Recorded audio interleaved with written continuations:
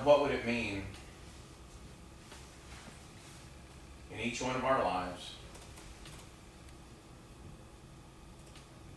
to walk away from all of the things that the world says we need, we deserve,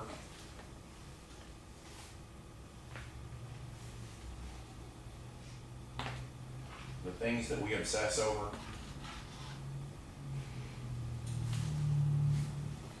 What would it really mean to us to live a life that was simply Christ in us? That we would walk daily. That we would see your face. That we would hear your words. That our goal each and every day would not be for self, but would be for you.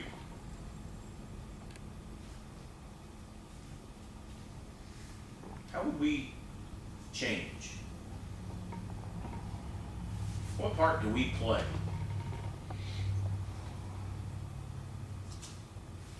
in this journey toward Jerusalem?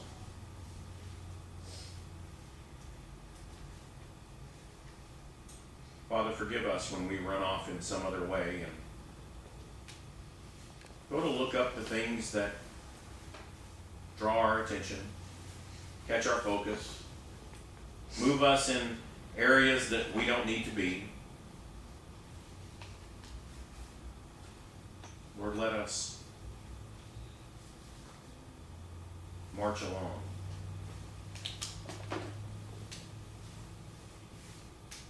Following after you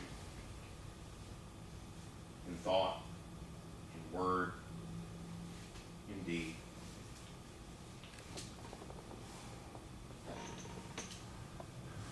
And we will praise you through it all.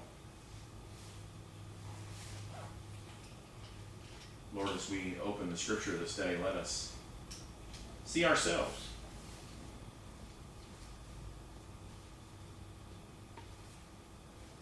Let us look at who we are. Spirit of the living God, fall afresh on us. Melt us and mold us and fill us and use us so that we can see exactly how you would have us be. It is in Jesus' name that we ask these things. Amen. Well, this morning, I'm going to start this journey that we're going to share for about the next 3 weeks. This journey is all about passion. This passion led us here, but that is not really the truth. I love this little thing that I found online this week, and passion led me here. You know, the truth is, as much as you may love your family and love your friends and love everybody else around you, you're not going to heaven as a group. We don't group tour heaven. This is something that you're going to do on your own. It is your passion that drives you in the way that you go. It's not up to your mother. It's not up to your dad. It's not up to how well you did here on this earth. It is passion. Passion's interesting because as my wife, I actually thought she had read my computer this morning because we were talking about this just very briefly, and literally in one of the lines of my sermon notes this week, I wrote, passion leaks. Leaks. Passion leaks. Now, if you don't know that, then maybe you've never really been passionate. But passion leaks. Passion has a tendency to fade, has a tendency to die out. And so one of the things that that we have to do in our marital relationships, even in our relationships in regard to our jobs, in our relationships in regard to family. We have a thing in our family, and it is a text group called the Family Circus. And the text group in the Family Circus, there's a lot of interesting things that go on in that text line, and sometimes we step right up to the edge. And when I say Family Circus, I'm talking about a whole group. I mean, this is Brandon, Amanda, Corey, and Amy, and Joshua, and Emily, and Elizabeth, and I, and Pam, and I don't think Jeff's in because I think he would probably stop that pretty quickly. But we walk right up to the line of being extremely honest and playful. Now, I know that you know what I'm talking about. There's times that you would like to say, you know what, you're just acting like an idiot. And so instead of saying you're just acting like an idiot, we send an idiot-looking meme. Okay? So the word gets there kind of in a different way. And then you can also step back from that. Oh, I was just being funny. I was just being funny. So it goes back and forth. The reason I'm bringing this up is this whole thing about passion. I am passionate about my family. I am passionate about my family. I love my family. I love the Family Circus until it begins to get in the way of my life.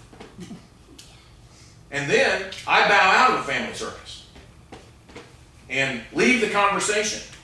Now, one of the things that happens when you leave a conversation on the text message is it shows everybody you left the conversation. Now, generally I'm not mad, I'm not angry, it's just I'm tired. It can get to be just tired to stay in that. And plus, if you're sitting somewhere and you're trying to get some work done, it's going because the Family Circus is just going crazy, and they're all having a great time. I'm trying to do something here, and so so it's not that I don't love my family, but passion will leak. Sometimes passion floods out in a hurry. The lid pops off and you just dump it out. And it's gone. But passion leaks. Passion leaks on the job. The truth is, you know what? Every Monday morning, when I'm sitting there reading through the scriptures and when I'm looking at what's going on around the world and when I'm trying to decide, okay, what is Sunday going to look like? There are times that I put it down. And I'm like, I don't even want to do that. I don't even want to do that. 50 weeks of the year, you have to come up with something. You have to just kind of stand up here and say something. And so even in this desire to try to share the word of the Lord with you, passion leaks. It can just dribble away. Trust me, there are Wednesday nights I leave swimming and I think, I gotta go do Bible study. Well, that doesn't sound like a passionate pastor, does it? That doesn't sound like somebody who's passionate about spreading the word of God. Sometimes it's, I gotta go do that.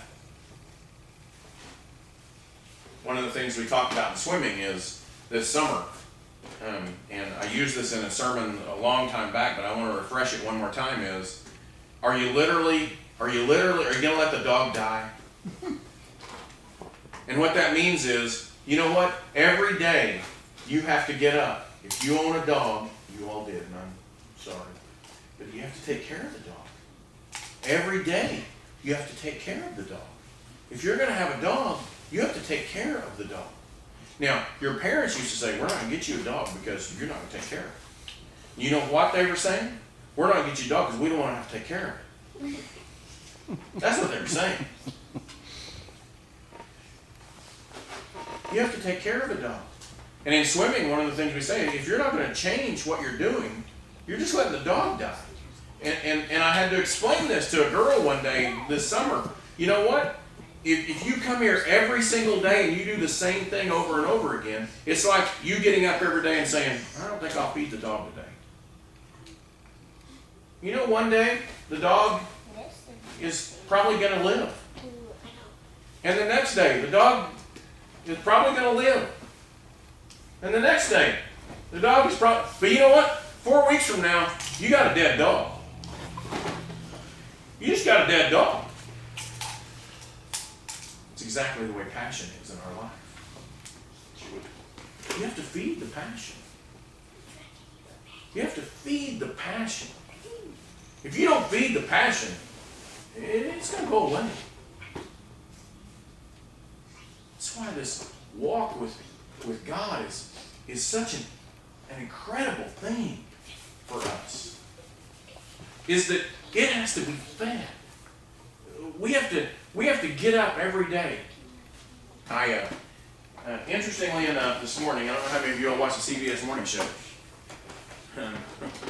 on Sunday mornings. It's a Sunday morning magazine, and I like the CBS morning show on Sunday morning. And this was obviously not written into my sermon, but this morning I get up and I get out of the shower. I'm standing there getting my clothes on, watching the CBS morning show, and it was all about Ashley Madison. You know about Ashley Madison? Yeah. Well, that's a good thing. You all the men in here and women in here, you should say, no, we don't know anything about Ashley Madison. I don't know what you're talking about. Ashley Madison is a married, have an affair website. That's what it is. And this morning on the CBS morning show, just to kind of let you know how far our nation has degraded, this morning it was basically about a 10-minute little magazine of Ashley Madison saying, this is good. This is good. This is good for relationships. It's good for marriages. I mean, they had some good psychologists on there saying, hey, this is the way it was probably originally in ancient times, that the men would have a wife here and a couple of kids, and also over the mountain where they hunt, they would have a wife and maybe a couple of kids, and maybe over by the seashore they might have a wife and a couple of kids, and it was this whole thing of how this was the way it was intended to be.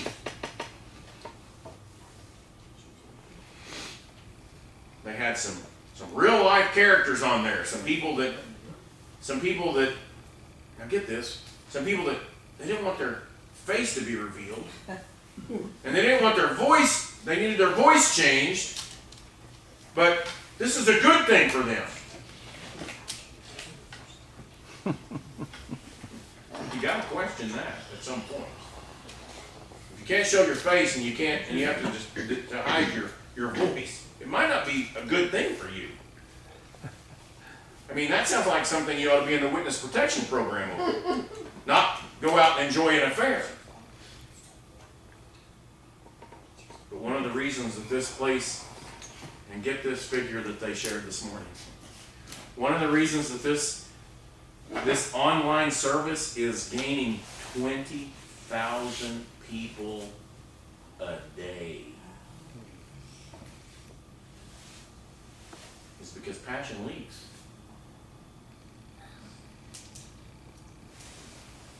Now remember, one of the things we're talking about here is because this is with people. This is with people that we get to see and communicate with and talk with. We're not talking about somebody that's 2,000 years dead. So how much easier is it for this passion to leak? I mean, if passion is leaking out of your marriage in somebody that you're living with, how much easier is it for passion to leak from somebody who's been dead for 2,000 years?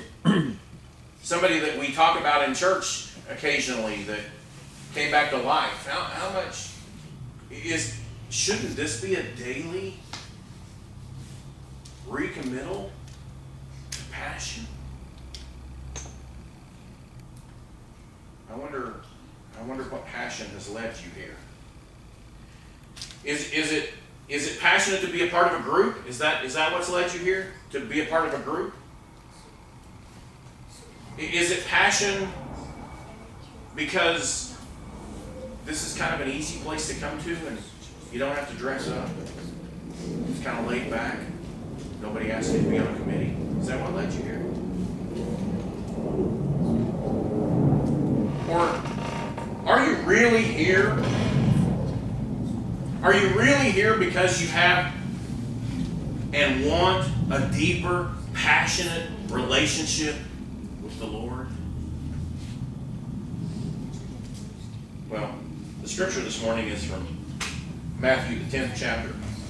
And it begins at the first verse, and this is how it reads. He called his 12 disciples to him and gave them authority to drive out evil spirits and to heal every disease and sickness.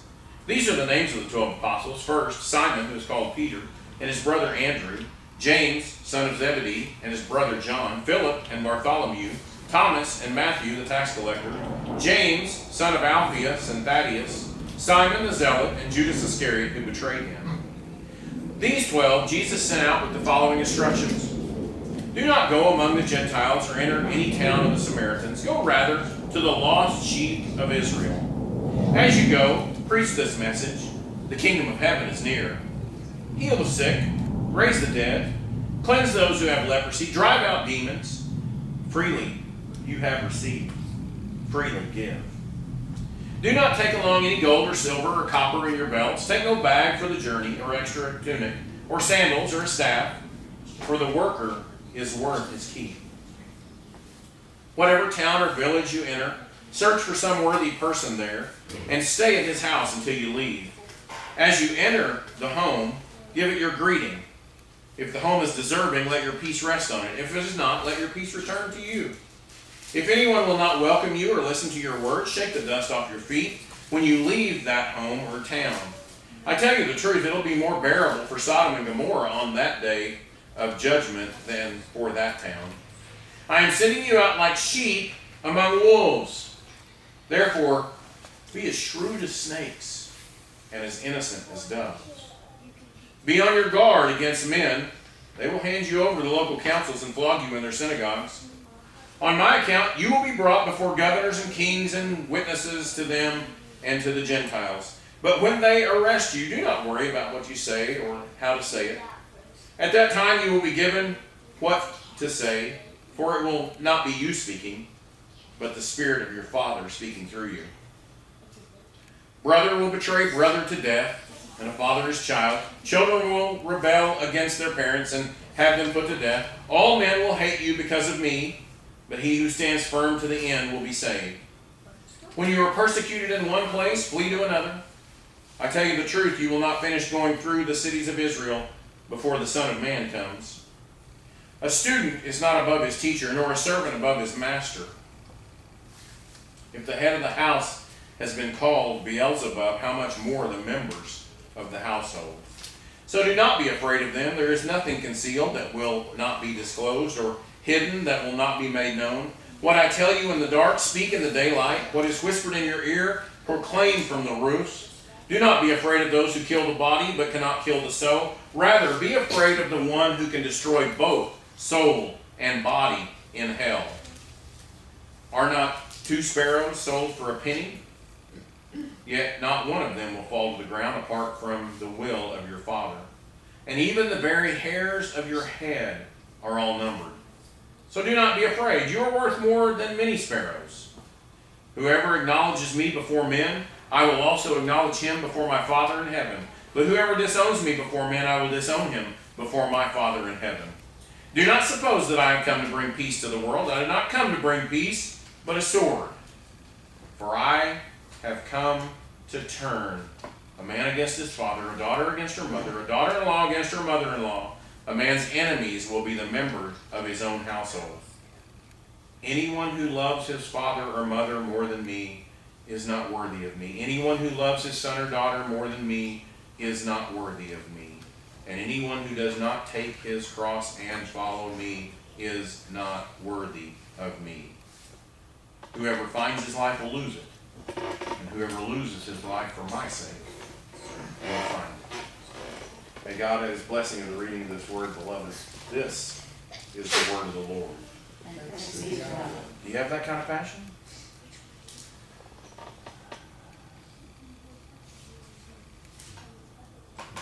I mean, I mean, let's be serious. Do you have that kind of passion? Do you have the kind of passion that turns your family against you?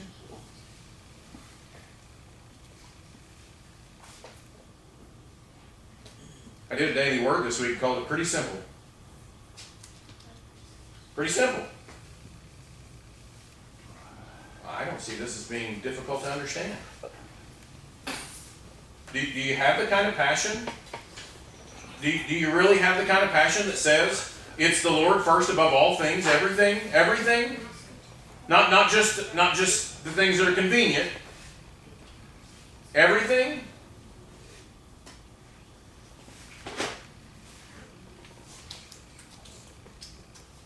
Are you willing to be flogged? Now, flogging happens in a different way in our society. But it's flogging just the same. You may not end up with scars on your back. But you end up with scars.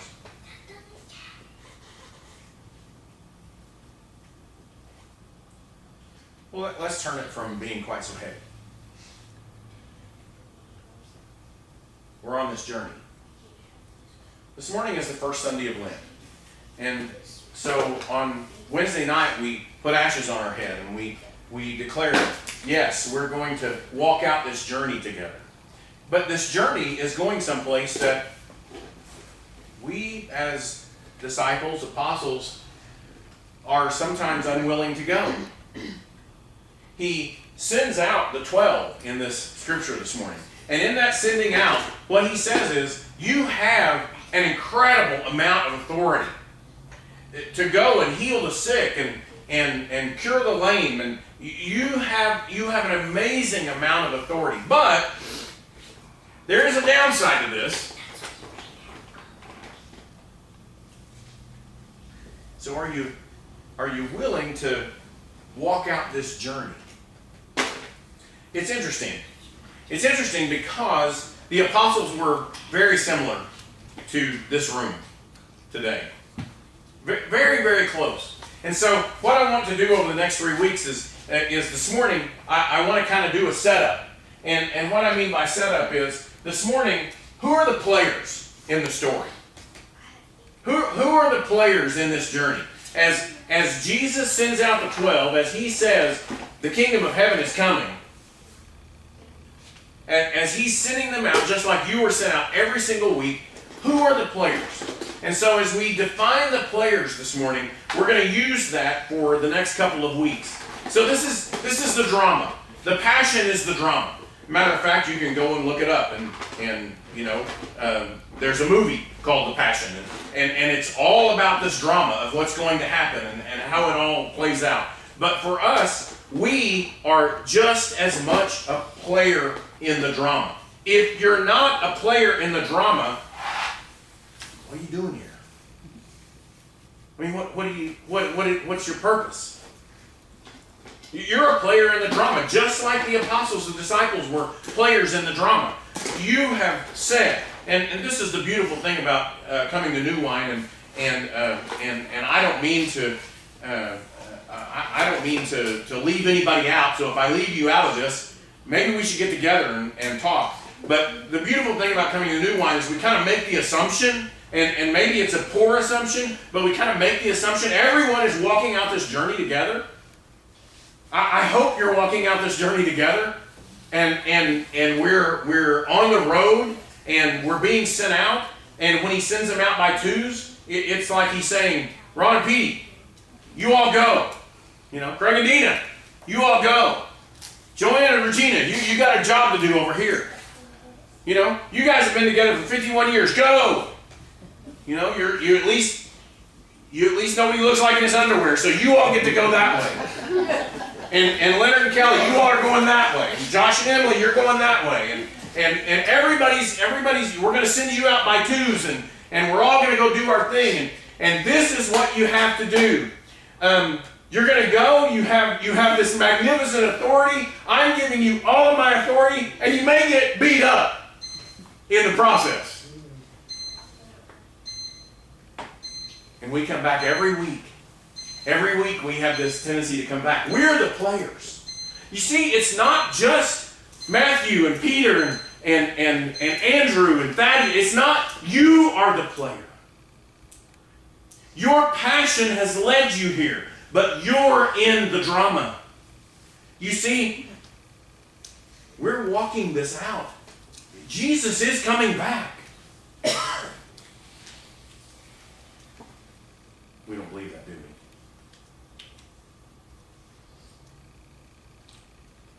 We don't believe that, do we?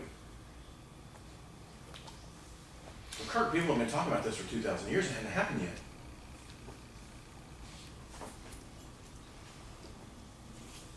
Well, it happened for your friend from Emmaus.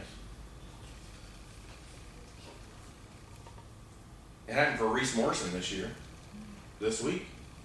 Fireman here from Midwest City who his daughter went to school with our daughter and son, and it happened for him.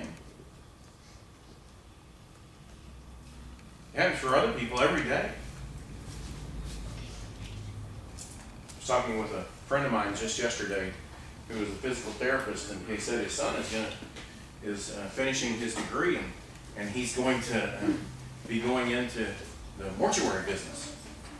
His son is brilliant, he said. He could do anything he wanted to do. He got a full ride scholarship to OCU, which is not an easy thing. On academics, not on anything, on academics, which is not easy to do. And he's finishing up at OCU, and Joe said, why don't you become a doctor? He said, well, then I would have to be trying to save people and keep them alive. And Joe said, well, what's wrong with that? He said, well, really, if I'm in the mortuary business, it is absolutely recession-proof. And Joe said, okay. And we know that to be true because we know that there are older people that aren't taking their medicine. You see, there are older people that don't go to the doctor. It's not recession-proof.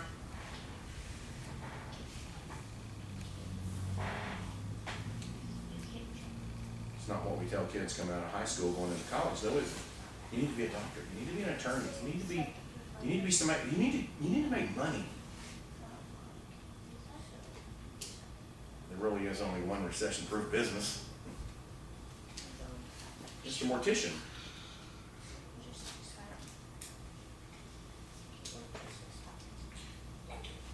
The reason I say that is because we're walking out this journey, and the kingdom of God is still happening. This didn't end when the Bible was penned. This is today. So what village do you go to? What player are you in? What are you? You have your village, and you have your village, Craig, and you have your village, Ron, and every one of us has a village that we go to. Even if you do nothing but stay at home, you have a village. You have a village of people that you communicate with day in and day out, and you are there. And sometimes you walk into those homes and you feel welcomed, and sometimes you walk into those places of work and you probably ought to dust off your feet and leave. All of us are players in this passion. So who are the other players? Anybody want to share another player in the passion?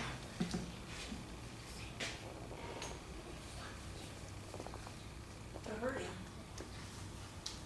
They're the ones that we're going to. Okay? What about this journey to Jerusalem? Who are the other players? Yes. The lost sheep of Israel. The lost sheep of Israel. And isn't it interesting that he says, don't go to people you don't know.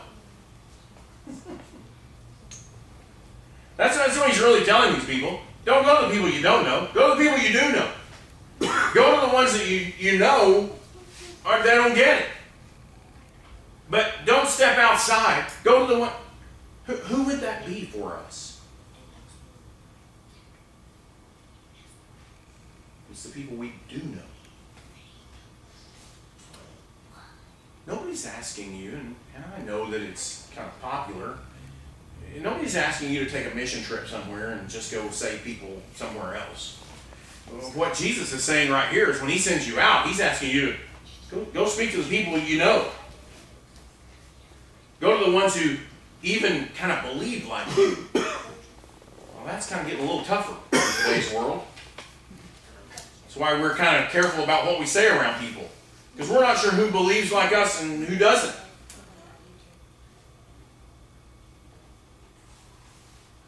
So that's who we're sent to. They're the other players. Is we have a responsibility. Who else is a player in this story? Anybody else? Who's spoken of? Who's making the speech? Jesus. Jesus is a player in the story. Matter of fact, he actually ends up being the player. He's the one that's on stage last. He's the one the story is all about. He's the one the drama is all about. Jesus is a player in the story. Jesus is a player in our story. Now, there's somebody else that's above that. Who would that be? God. God is a player in the story. God is a player in our story. God is a player in our story. Who else is a player in this story? The religious. You see, there's a group of people. As we move towards Jerusalem, we're going to run into a group of people who want Jesus dead. And do you remember who that is? The Romans don't care. It's the religious Jews that want him dead. They're another. What? The lost sheep. The lost sheep of Israel. It is another group of religious people.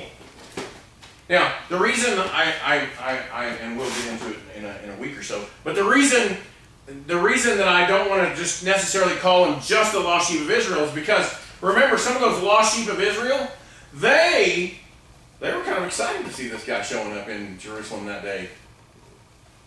They were like, hey, he's cool.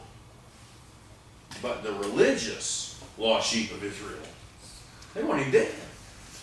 Well, there is another player in this drama, and it is the Romans. And we can't deny that in our world today. We have so separated the government from us. The government doesn't know what you do. We have gotten to the point that the government really doesn't care what you do. The government is all about the government. That's not the way this was set up. If you want to talk with me about the history of the founding of this country, I can show you how we no longer have any founding principles at work in the government today. Or you can talk to Jeff about it. He probably teaches that. The founding principles are no longer there. Now it is about how the government can continue the government. But the government that was going on in this drama, they don't care about you. It's so easy when we can separate it and talk about those Roman people. Pontius Pilate could care less about the Jews. His job was just to make sure they didn't do something stupid. And if they did, kill them. Their religious nature, their goings-on about how they liked him, didn't like him, the Romans didn't care. All the Romans wanted them to do was to continue to pay Rome. The government was so separate from religion at that point. Well, I kind of think that's the way we are now.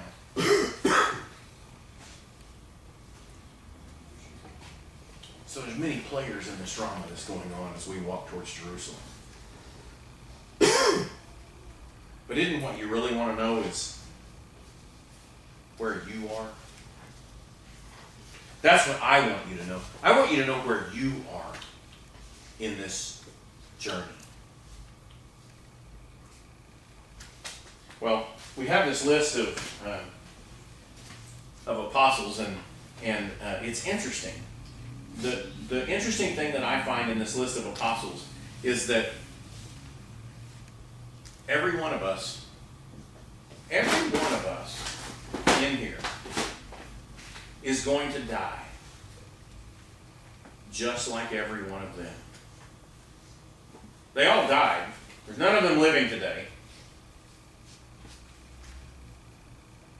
And 11 out of 12 of them died as martyrs.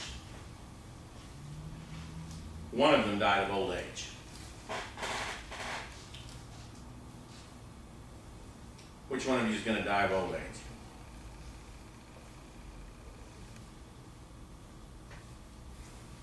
Because the rest of us are going to die by being put to death for what we believe.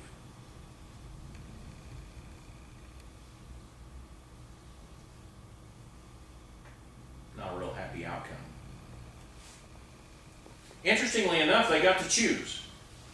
I always find it interesting when I read all about the apostles and the disciples that they got to choose. It never really made sense for me that they got to choose, because I've never lived in a society that let you choose how you were to die when they were going to kill you. But all of these had the choice. The common way of dying was on a cross or beheading. Some of them were beheaded, but if they had the choice of dying on a cross, they pleaded, don't kill me like Jesus. Kill me upside down. Kill me on a different cross. Kill me on a different form. Kill me some other way, but I don't want to die like Jesus died. It was because of the passion. Don't let the passion leak. I want to read a story to you this morning. I love stories. Listen, because this is us. This is who we are. Martin Bell was a priest from right down here at Paul's Valley. And he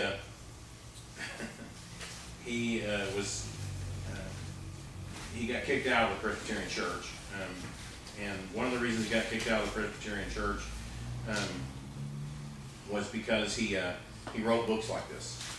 And that happens sometimes. You say things you think are really good, and people disagree with you. So now he is an Episcopal priest in Indianapolis, Indiana. So I guess the Episcopals thought he was okay. I think God must be very old and very tired.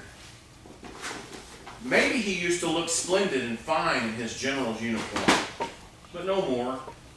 He's been on the march a long time, you know. And look at his ragtag little army. All he has for soldiers are you and me. Dumb little army. Listen, the drum beat isn't even regular. Everyone is out of step. And there, you see, God keeps stopping along the way to pick up one of his tinier soldiers who decided to wander off and play with a frog or run in a field, or whose foot got tangled in the underbrush. He'll never get anywhere that way. And yet, the march goes on. Do you see how the marchers are broken up into little groups? Look at that group up near the front. Now there's a snappy outfit. They all look pretty much alike. At least they're in step with each other. That's something. Only they're not wearing their shoes. They're carrying them in their hands. Silly little band. They won't get far before God will have to stop again. Or how about that other group over there? They're all holding hands as they march. The only trouble with this is the men on each end of the line. Pretty soon, they realize that one of their hands isn't holding on to anything. One hand is reaching, empty, alone. And so they hold hands with each other, and everybody marches around in circles. The more people holding hands, the bigger the circle.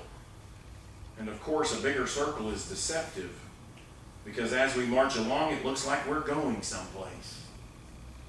But we're not. And so God must stop again. You see what I mean? he'll never get anywhere that way. If God were more sensible, he'd take his little army and shake them up. Why, who ever heard of a soldier stopping to romp in a field? It's ridiculous. But even more absurd is a general who will stop the march of eternity and go and bring him back. That's God for you. His is no endless, empty marching. He is going somewhere. His steps are deliberate and purposive. He may be old and he may be tired, but he knows where he's going. And he means to take every last one of his tiny soldiers with him.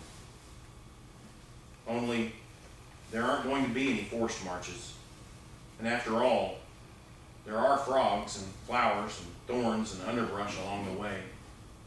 And even though our foreheads have been signed with the sign of the cross, we're only human.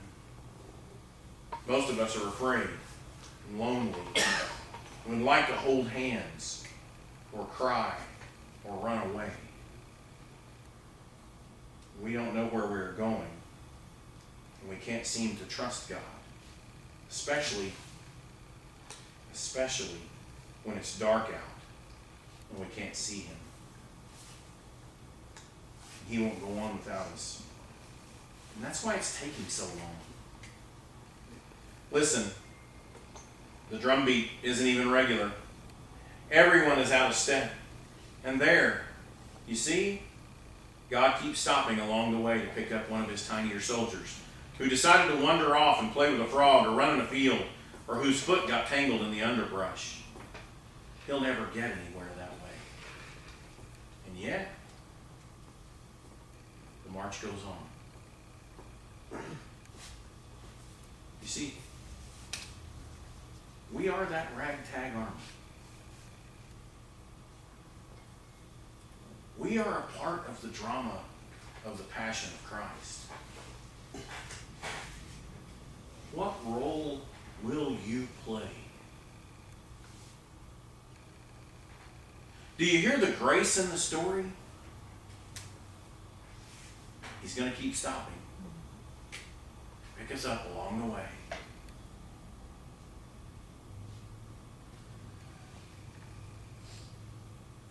Let us march towards the cross, knowing that it may not always be as we'd like it to be. But God is still stopping to pick us up. Let us pray. God, this morning we just ask that as a player in the drama, you would give us the strength to go out and do what you've called us to do. That you would allow us the passion to step into every home. You would allow us the passion to push through the underbrush and the thickets and the thorns. That you would give us strength to keep marching towards Jerusalem with you. We may not understand, but we know that you will keep us marching in the right direction.